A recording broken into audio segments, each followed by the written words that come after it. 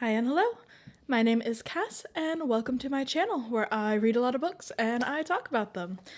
It is almost the month of April, so you know what that means. A new TBR video. Let's take a look forward at the books I plan to read in the coming month. We are back to planning on reading only 8 books, which is great for me because last month was rough. Just a little bit. If you've seen my reading vlog, you know. But anyway, let's get into it. So first up this month, we are going to be reading The Daughter of the Moon Goddess and Heart of the Sun Warrior. This is a duology by Su Lin Tan. As I was looking back into the books, because I made this list, obviously, good lord, back in October of last year, I always look into the books when I write these up to get the summaries again, and I found out that actually there is also a standalone in this series. It's set in the same universe, but it has nothing to do with these 2 books. But that means if I like these 2 books, I can pick that up later and I can put it on my general TBR as opposed to my 100 book challenge TBR. But anyway, we are reading the duology this month, so let's get into that. So these 2 books are about Xingying. She is the daughter of the moon goddess Chang'e from Chinese mythology. She's been hidden on the moon by her mom. She's keeping her birth a secret because she doesn't want her to be noticed by the Celestial Emperor. Unfortunately, Xinyan's magic flares and it alerts him that she exists, so this makes her have to flee her home. Eventually she ends up in the Celestial Kingdom. She's hiding her identity while trying to free her mother, so presumably her mom gets captured in this. In the process, she gets close to the Celestial Prince as well, so there's that. This seems like a fun fantasy series. I love Chinese mythology, especially stories about Chang'e. In case my decor has never notified you, I really love the moon and the stars and astrology and all that kind of stuff. So yeah, Chang'e, really cool to me. I absolutely adored the movie Over the Moon that came out several years back. I cried so hard over that movie. And also the songs are just great. I just loved that movie. But anyway, I've also seen this series compared to The Girl Who Fell Beneath the Sea. I read that a few years back and I really loved it. So I'm excited to dig into this duology first thing this month. Next up is my first short story collection of the year. I will be reading The Stories of Your Life and Others by Ted Chiang. This book marks my efforts to read more short story collections this year. And is in fact, I believe, the first short story collection I will read so far this year. So that's exciting. All the stories are different, of course, such as the nature of a short story collection. The collection in general seems to focus on stories of science fiction with a bit of fantasy mixed in. I don't read a lot of science fiction. I think it can be interesting and done in certain ways. I don't think I'll ever necessarily be into the genre at its deepest point or anything. Sci-fi just doesn't necessarily speak to me that way. But I also try not to judge books based purely on genre because there's no telling usually. I might love something. But yeah, so that's exciting. One of the short stories in this collection was adapted into the movie Arrival. I've never seen it fully. I know the plot. It's been out for forever. But the plot seems heartbreaking, so I'm curious to see how the short story inspired that and how much of it they kept and how much they expanded upon it in the movie. So yeah, be a fun read. So next up, we've got Most Ardently, which is by Cabe Cole. I may mispronounce this. Nova, I'm assuming. This is a queer retelling of Pride and Prejudice.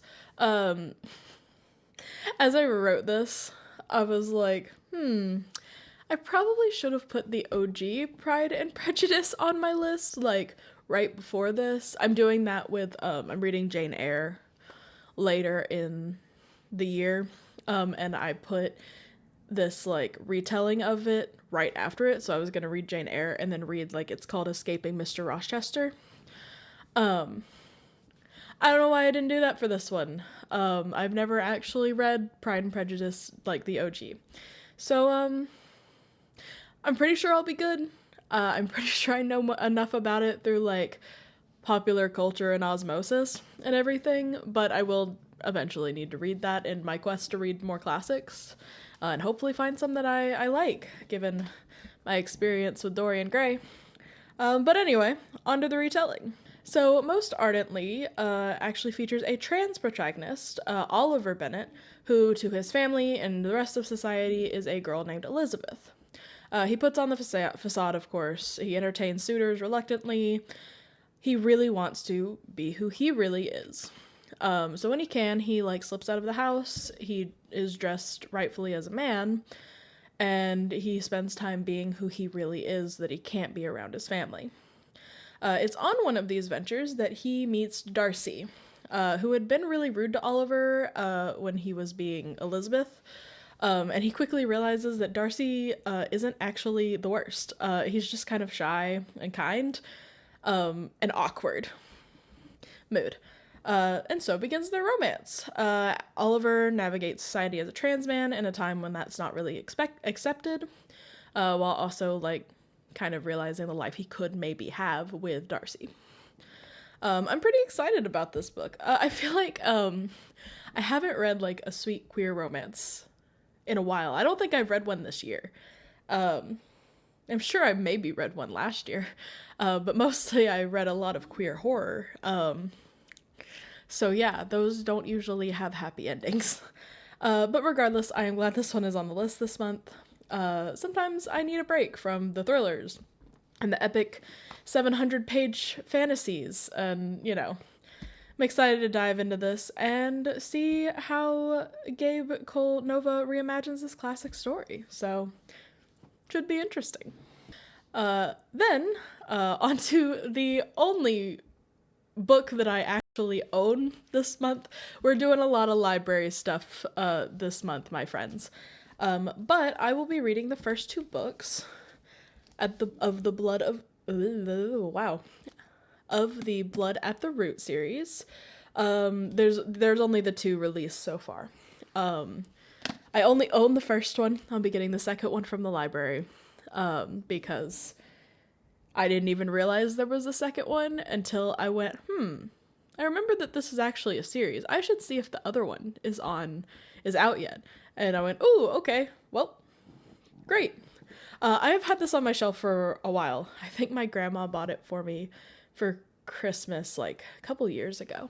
But since I have read pretty far along on my 100-book challenge, I went ahead and added the sequel. The sequel is called Bones at the Crossroads.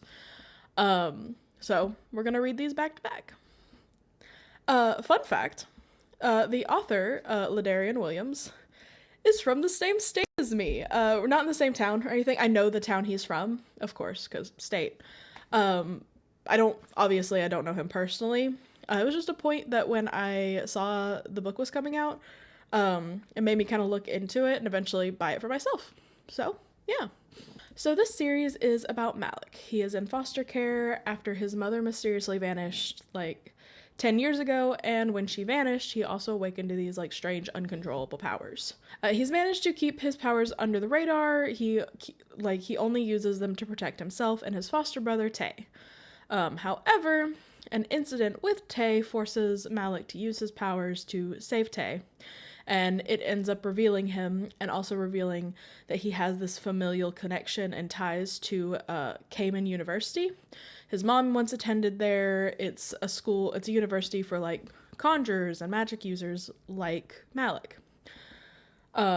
He goes to the university and he starts to unravel the truth behind what happened to his mom, and, you know, what's up with his family. And at the same time, an evil that dates back to the Haitian Revolution is reawakening.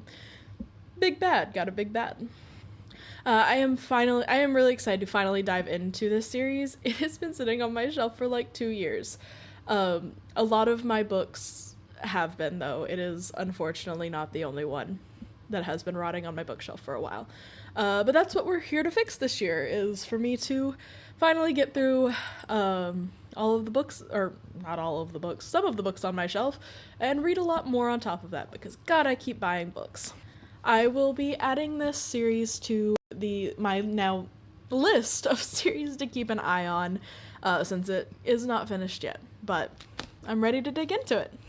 Now we have my first planned nonfiction of the year. It is not the first I ended up reading, of course, because that would be Into the Dream House last month.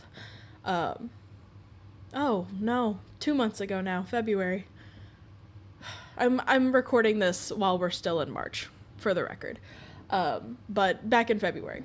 But we are now finally getting to Word Slut by Amanda Montell, which was also one of my most anticipated reads of the year. So, Word Slut is a nonfiction book about language, more specifically how language is used against women, and how, formerly, innocent words were twisted into slurs against women over the years. Amanda Montell is a linguist, and she uses this book to discuss how language has been used to degrade and discriminate against women over the years. I've heard a lot of good things about this book, and I'm excited to read it. Nonfiction, I've discussed this before a little bit, nonfiction is hard for me.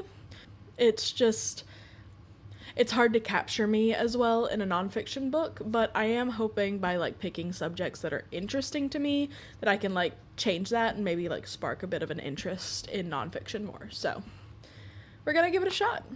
So, to wrap up the month, we have The King of Gluttony by Ava Huang. This is the 6th book in her Kings of Sin series. This is a series I picked up on a whim a couple years ago. Literally found the first 2 books in, the Aldi finds section of an Aldi and went, why not? And I have simply devoured all of them since. I own all of the books back on my, I almost pointed over there, but they're on my back bookshelf now.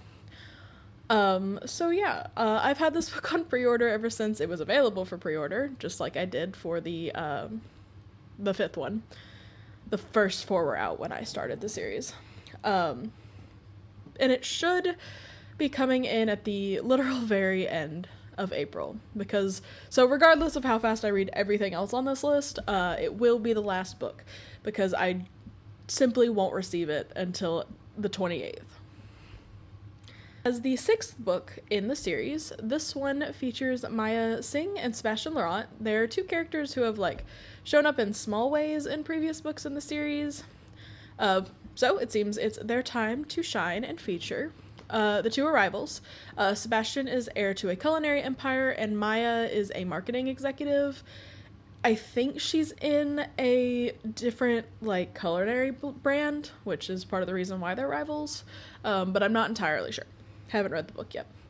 The 2 have been rivals since childhood, but a series of events force them to work together, and they fall in love, or start to fall in love. There is a thin line between love and hate. Listen, I take these books for what they are. Contemporary romance, featuring a lot of rich people, a lot of drama, and a happily ever after at the end. It's not that deep, and sometimes you just need to read something entertaining. It's what I read these for. To have a good time. And I will be reading this one for the exact same reason. I am interested to see more about these 2 characters. Unlike most of the past protagonists, they aren't in the original friend group that started the book series. The first 4 books were about, these 4 girls are in the same friend group and their respective paramours and everything. Sebastian, showed up a little bit in the beginning, and then Maya didn't show up until, the last book, the 5th book in the series, so I don't know much about them. So, this will be interesting. This will be their intro. They don't really have much backstory the way everyone else did, so we'll see what happens. Should be fun. And with that wraps up my April TBR. Let me know what you think of the books lined up for this month in the comments below. Have you read any of them? What did you think of them if you had? And I will see you in the next one. Bye-bye!